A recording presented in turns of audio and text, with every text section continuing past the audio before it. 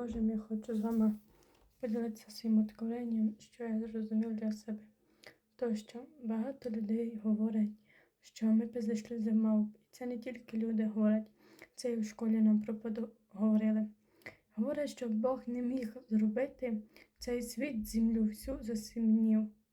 І це не тільки говорять люди, це ще говорять віруючі люди. І другі люди думають, я так теж думала, це віруюча людина говорить, значить це правда, бо вона вірить в Бога, вона знає істину. Це все, це не так. Ті люди, які так говорять, що Бог не міг це, Бог не міг це, вони живуть релігією, бо це Бог все зможе. Нікого це не зможе зробити, що Бог.